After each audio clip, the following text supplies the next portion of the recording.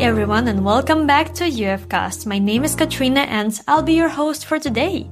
Today we're going to talk about careers and experience of Malmö University alumni across various fields. Have you ever wondered what can I actually do with my degree? What are the opportunities and real experiences, networks of people who already walk my path? Well, this and more we will discover on this episode. The episode will be divided into two parts. We will begin by introducing 3 alumni portraits featuring stories from peace and conflict studies, leadership and sustainability, as well as human rights program.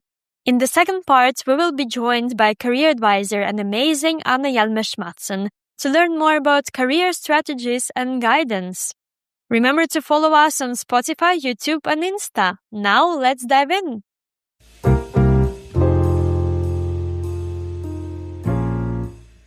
Hi, could you please start by briefly introducing yourself? What did you study in Malmö University and what are you up to now?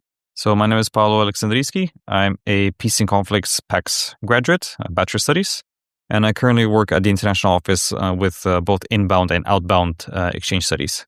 Amazing. And what motivated you to study this degree and how do you feel it is useful for you now? I believe that there was a lot of it that has to do with my own background prior to my university studies, meeting people from different cultures, from different nations. And I think I really appreciated that type of environment, and I really didn't want to lose that necessarily. And the thought process was that political science felt kind of that was the path to take, thinking that I want to engage in diplomacy of some kind. So when I was looking around of what was available, and of course myself being from Bulgaria, not like a poor Eastern European country, we didn't have necessarily the comfortable finances to spend on a university degree, say in the UK or elsewhere. And Sweden, overall, Scandinavia offered degrees for free, still do, for European citizens. And once I started narrowing down the countries that I wanted, and then as well as the universities, and my top first choice, I had international relations in Malmö. And why did you choose later peace and conflict studies? Yeah, the short story to that is that I felt that international relations was too, or mostly theoretical, and I had very few instances where I felt that I can actually apply what I learned. And of course, I can take my own initiative, have my own working groups and such. But during one of my elective semesters where I took Peace and Conflicts 1, the first semester immediately complete difference of where we did have our theoretical learnings, but then the teacher, say a week later or two, actually asked us or sat us down and said, now you read about this, apply to this whatever case study it might have been. And I think that left a good impression on me, the fact that it was a good mix of both in the initiative to do practical learning, and then of course using what you learned to apply to it. Great. And do you feel that it's useful for you now in your job? In the current climate as it is, people would say it's always useful. But for my job, I think it definitely helped with, if I can say, the actual point of where I'd met these people.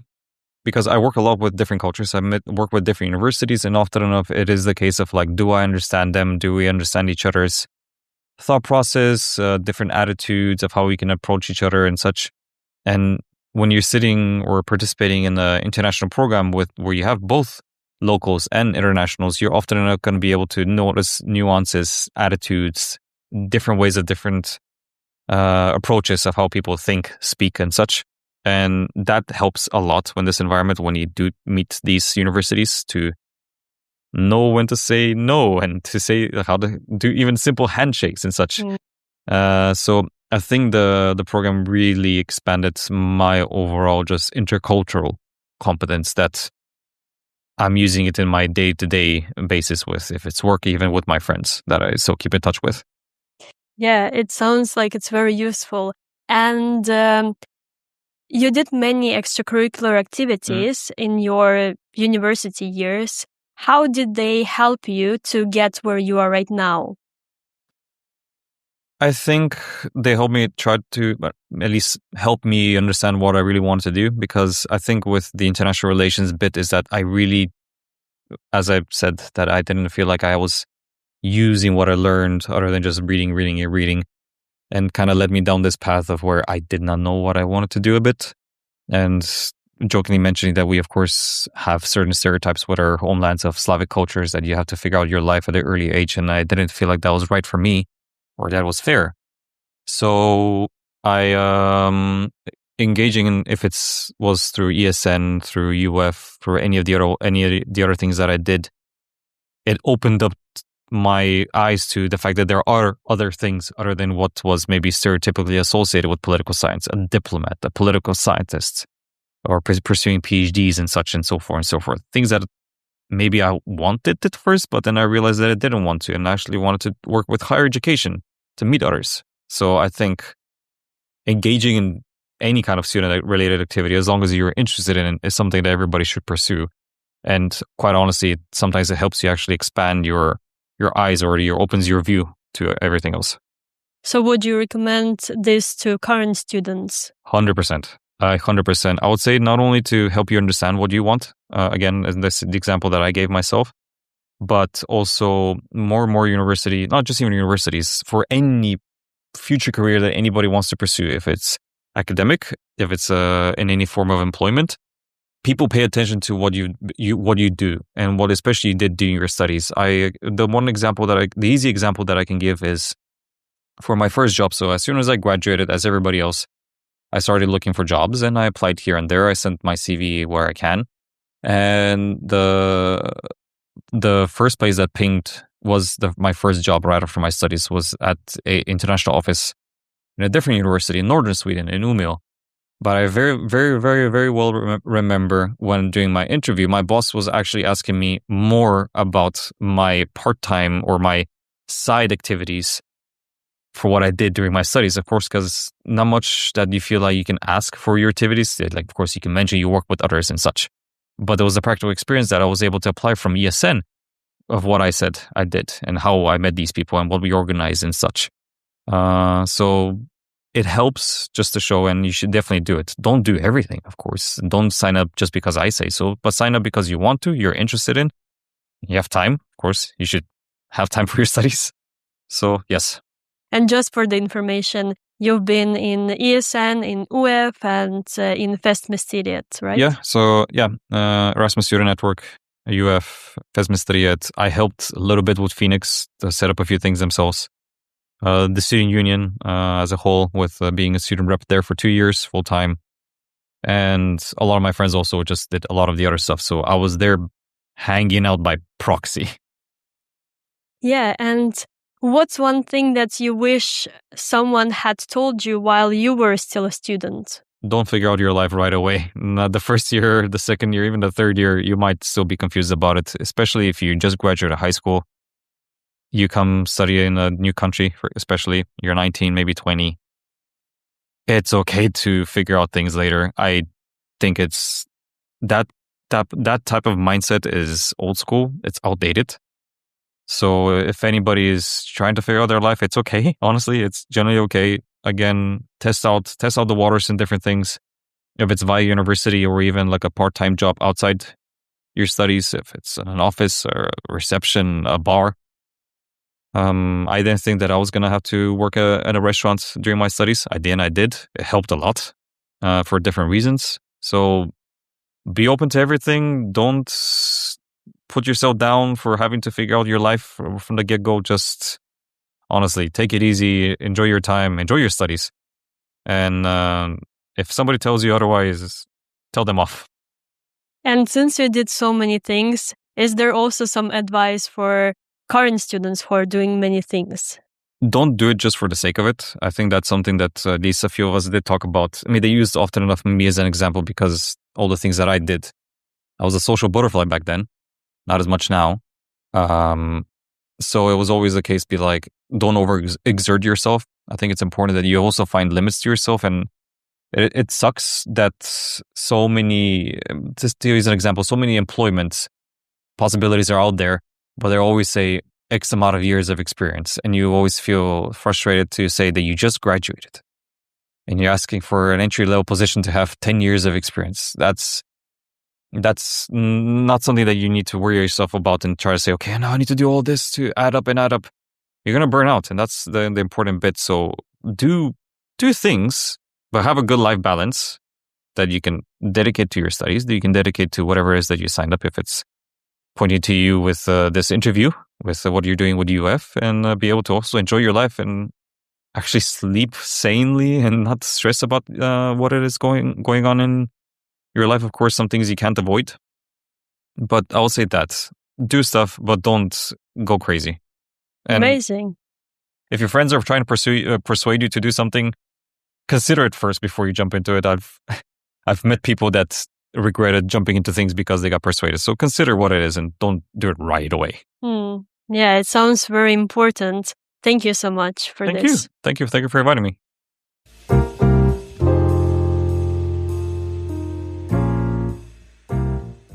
Hi, could you start by briefly introducing yourself? What did you do at MAU and what are you up to now?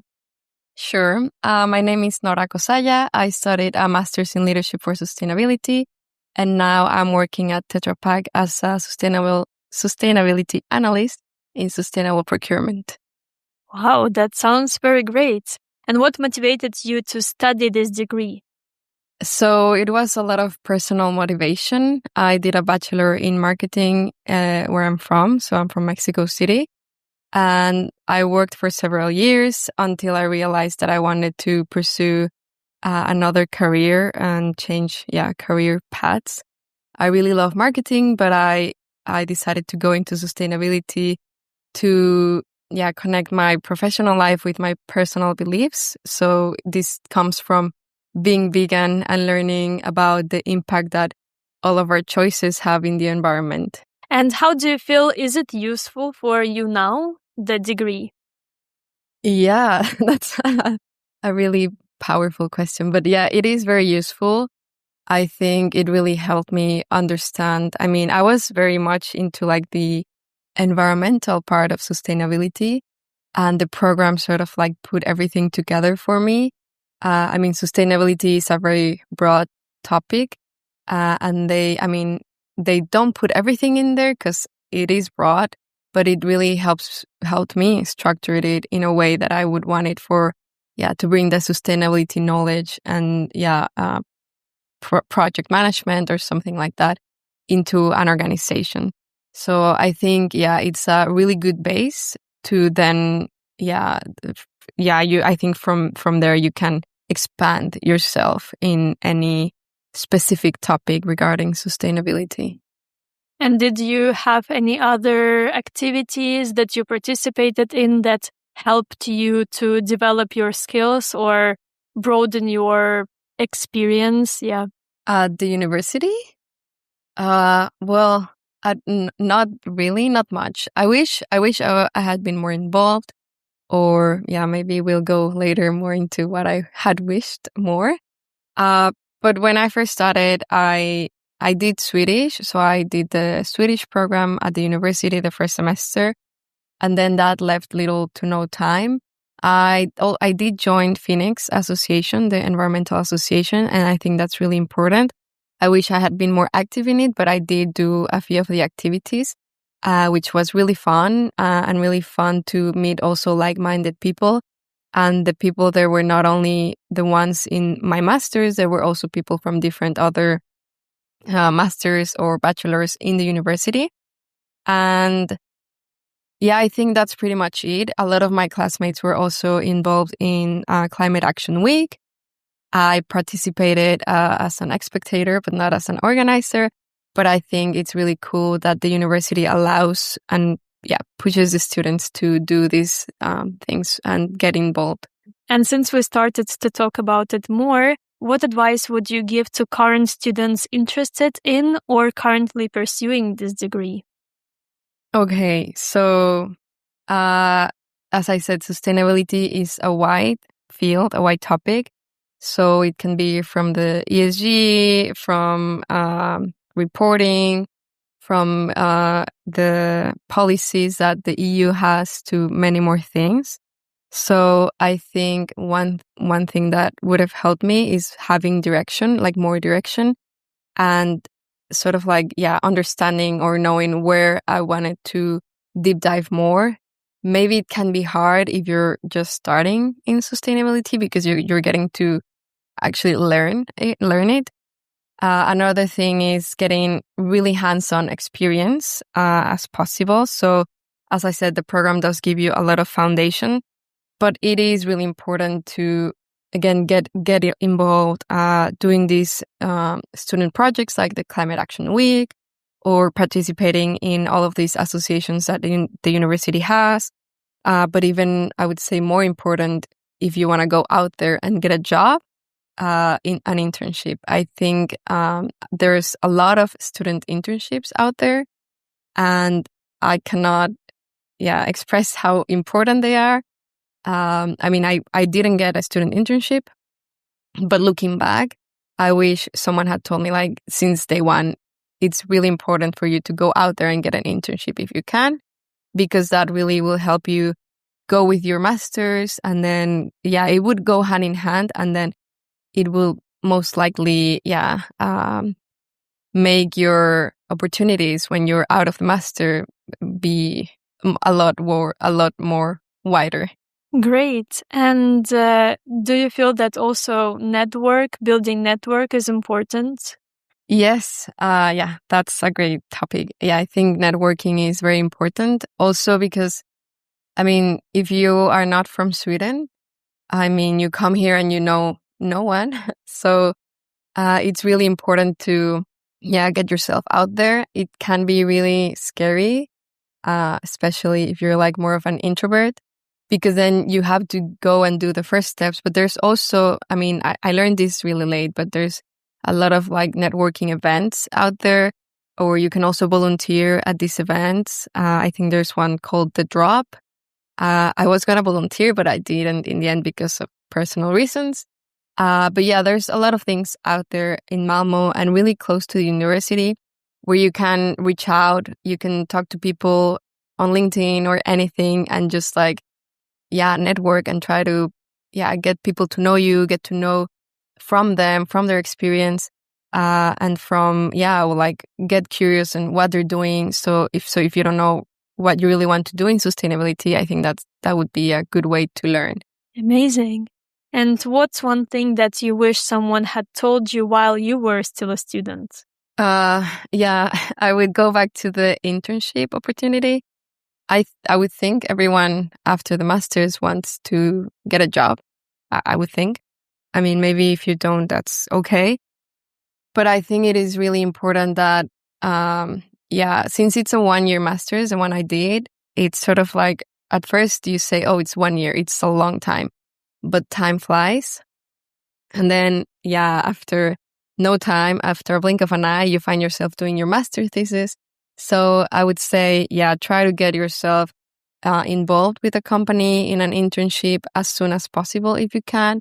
Or maybe try to do your thesis with a company. That could also be really helpful for you to at least have some experience with a real company in sustainability. I think, that's something that I would like someone had told me when I first got here.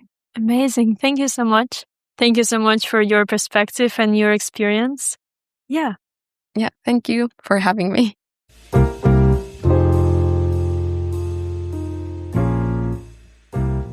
Hi, could you start by briefly introducing yourself? What did you study at Malmö University and what are you up to now? Hello, my name is Varanta. I'm from Armenia. I studied human rights, bachelor's in Malmö University, and I graduated in 2024. And right after that, I started my master's in media communications at Lund University. So I'm in my last year. I'm writing my thesis, getting ready to find a job. Yeah. Very interesting. And what motivated you to study this degree? Honestly, I specifically wanted to study human rights because I grew up in Armenia, where that's a big issue, especially when I was younger. It still is. And I grew up in a very political family. my mom is a big feminist figure in Armenia, and I would travel with her. Yeah, I've just been always so passionate about human rights. So I just looked up human rights in Europe, and Sweden, like Malmö University was the first one that popped up. And I thought it would be a very exciting journey. And how do you feel? Is it useful for you now? Honestly, when I first graduated, if I'm being honest, I thought I made a mistake. I thought I couldn't do anything with this. But as throughout my master's, I've realized that I've actually gained so much knowledge, not just from doing a bachelor's, but also a bachelor's in human rights, because I am still very interested, and it is my kind of my main goal of career areas to work in. It gives me kind of a base that it makes me more confident, and media communication is my tool, if that makes sense. Yeah.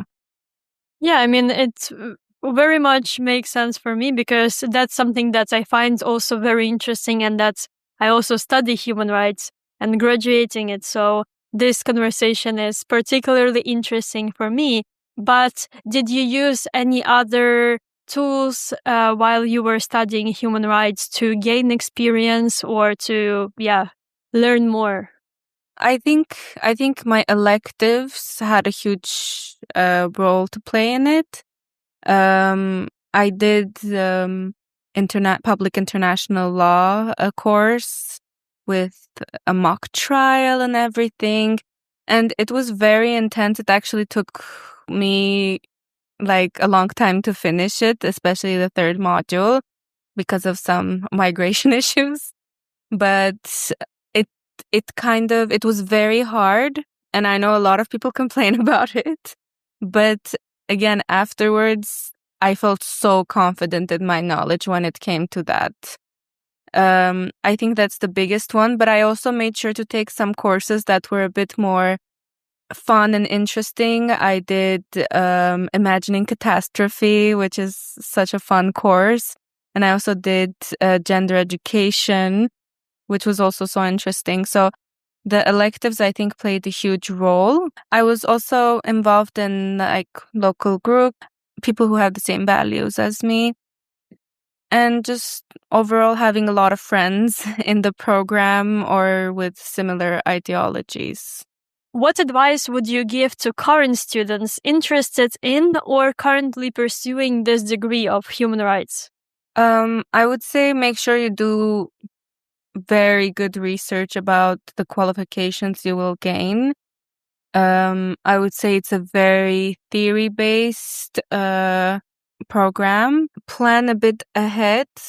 If you started and if you don't like it, like you said, Paolo, I think, changed it. I think that's completely okay. I also have friends who changed from human rights to IR. That's also okay to try it out. But honestly, I would say that depending on what you want to do with your life, it might not be enough of education, but it might be a very good start. Are there any other, for example, internships or courses or something that you would advise to maybe take to experience more and gain more knowledge what you want to do, but or pursue what you are interested in? I would say definitely. I think my first years, because when I started it was COVID, so I didn't have the welcoming in Spark events and all of that. I started coming to campus my second semester. I would say definitely get involved in student life. Definitely get involved in associations and the union. I think those are there for a reason. They actually provide so much. That's one thing that I do regret not doing as much during my bachelor's. And after my bachelor's, actually, I was able to do an internship in my home country, Armenia, which was in an organization that's like a media and marketing organization. And that was after I had gotten into media communication. but it kind of reassured me that, okay, I can see myself working in this. So working in or participating in an association that has similar things to your program, or volunteering somewhere, doing anything that's more field work for you to actually understand like hands-on experience, because the program itself doesn't provide that. Thank you. And my last question, what's one thing that you wish someone had told you while you were still a student? I think my parents did tell me this, but I didn't listen, which is that it's basically okay if things don't go the way you had imagined or planned. And also, you are never wasting time if you're learning something. I would also say that you really should prioritize enjoying your everyday life as well. And there's going to be solutions to everything, and everyone's journey is completely different from one another. So don't compare yourself to the people who started with you in your program and where they are now, because everyone's going to end up very different places. Yeah, I think that. I really like what you say and your advices. It's very useful for me as a student, but also for, I hope, so many more other students. Because, we should learn from the experience from our alumni. Thank you. Our predecessors, maybe. So, thank you so much for this short interview. And thank you.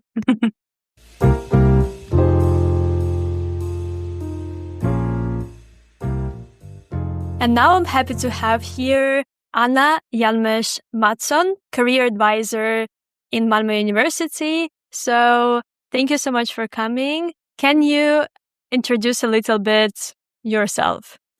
Absolutely. Thank you very much for having me today. My name is Anna Hjalmers Mattsson, like you said, and I work as a career counselor at Malmö University.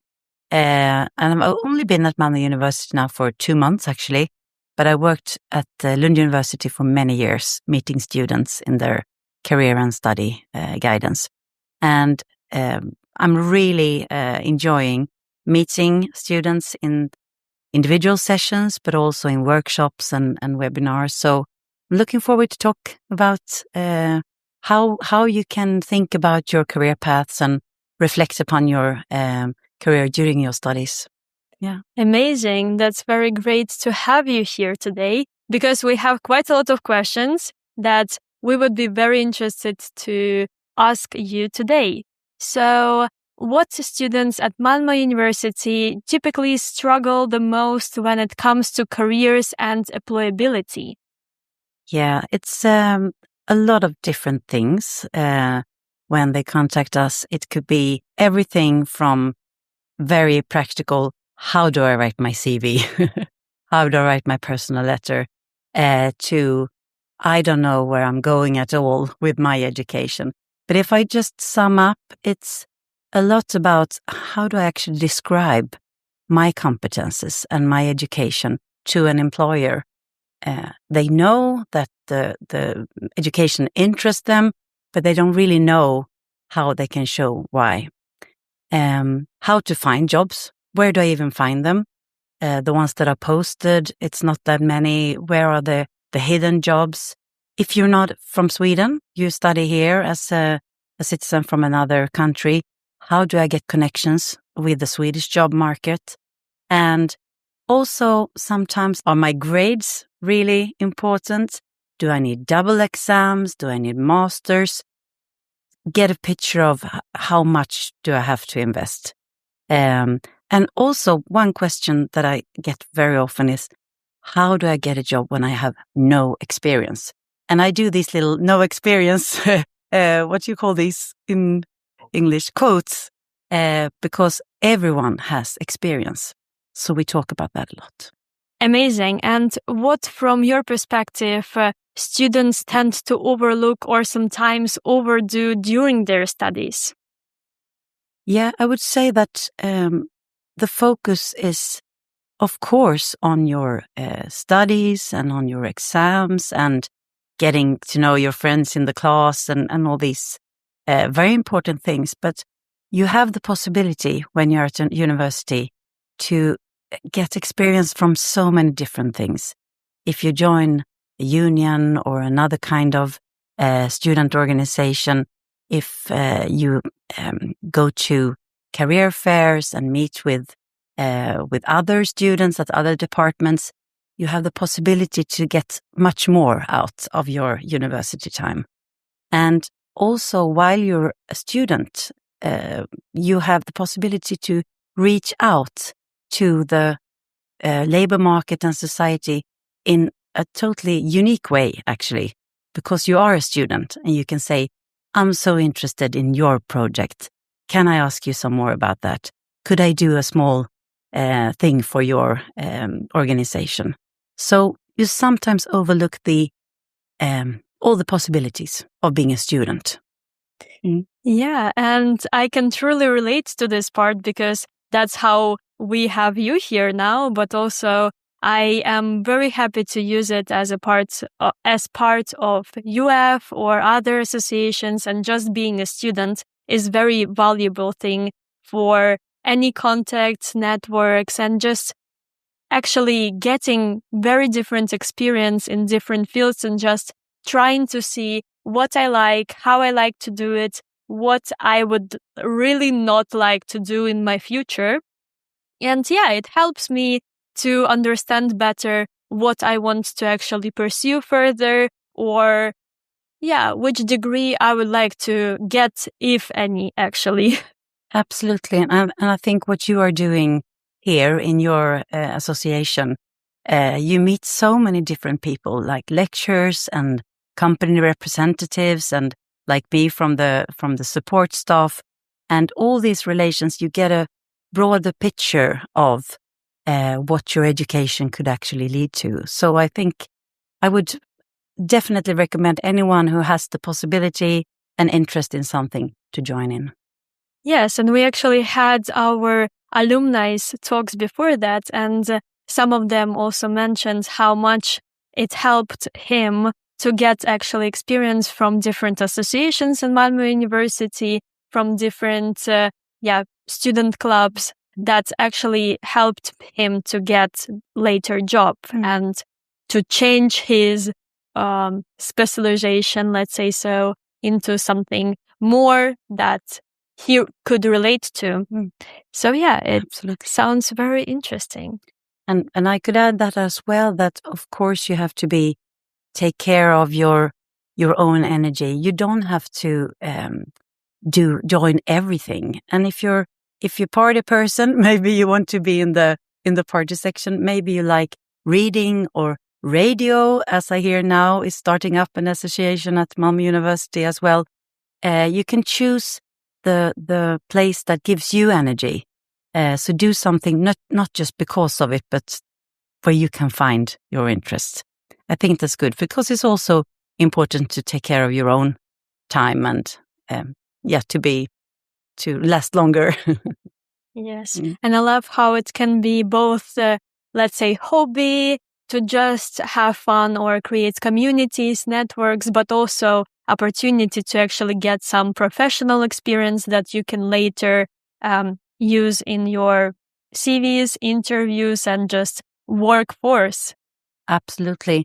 And there are also a lot of ways if you want to work in a more administrative function, for example. There are groups where you can join at the university, sit and have like a quality evaluations of the education. You will sit with the teachers and discuss what is important in our program. So you can be, like you said, both more fun and leisure, but also learning a lot about processes in a municipality.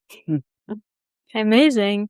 What kinds of support and guidance the Career Center offers, and how students can access it?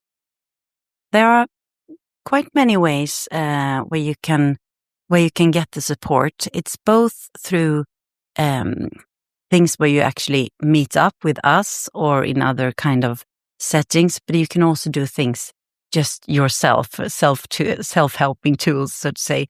So what we have is the possibility absolutely to book an individual session with me or my colleague Sirka, who have time slots every week where you can have your own time and space.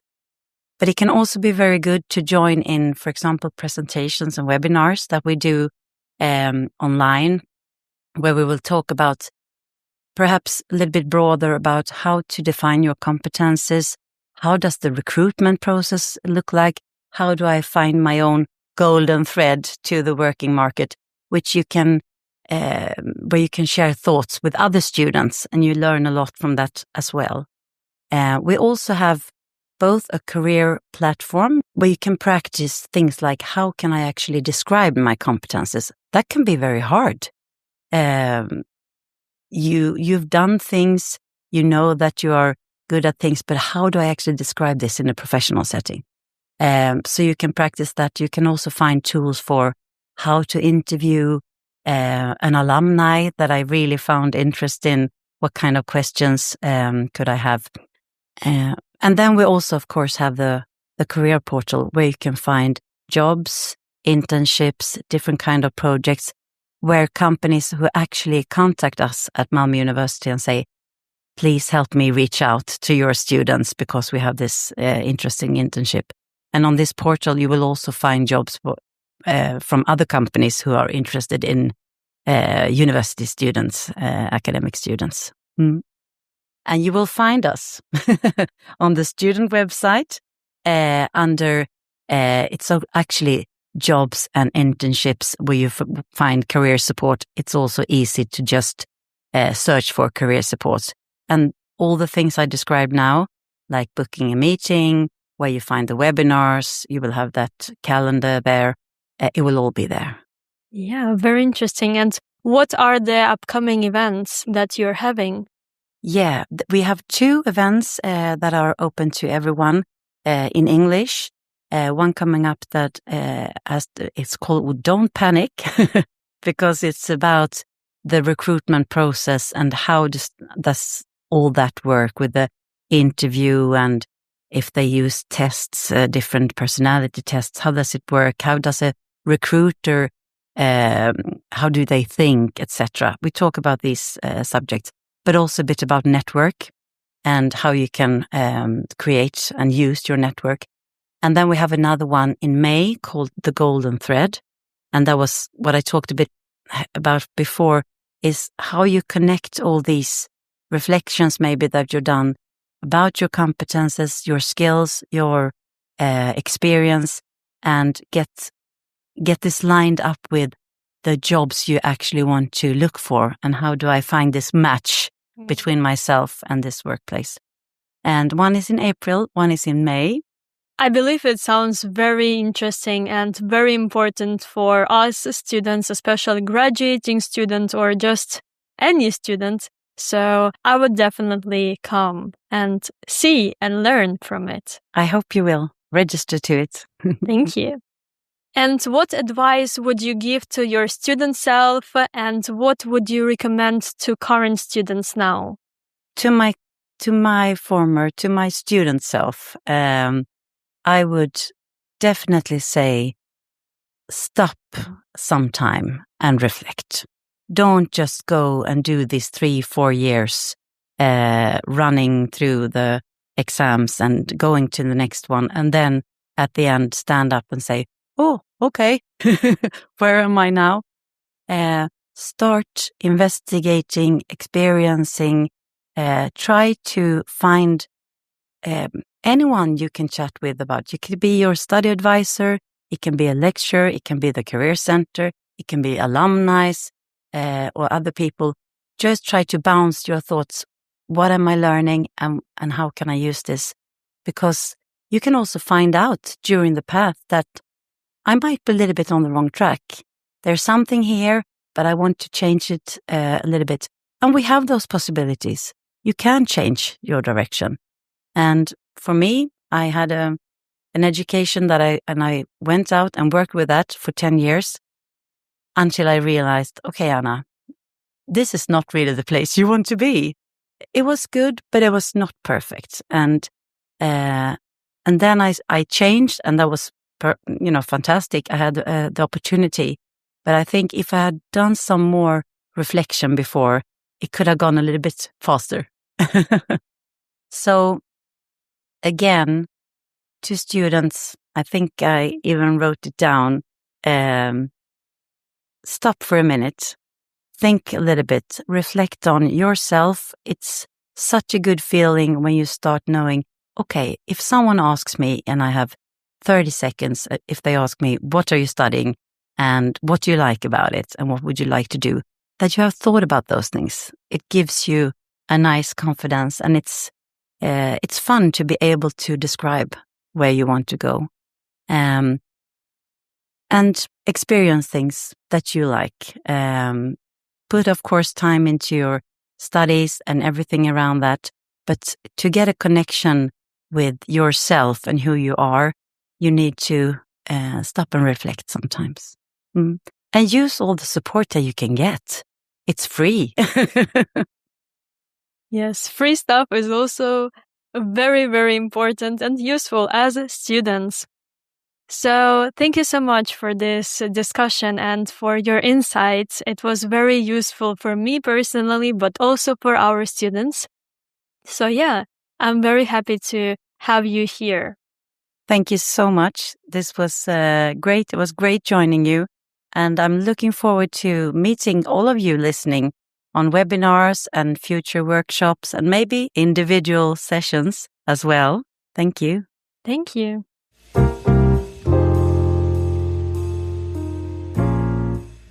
Thank you so much to Paolo, Nora, Varanta, and Anna Hjalmers Mattsson for sharing your stories today. Thanks to Ted and Nora for working together on this episode. Remember to follow us on social media, and thank you for listening. See you on the next episode.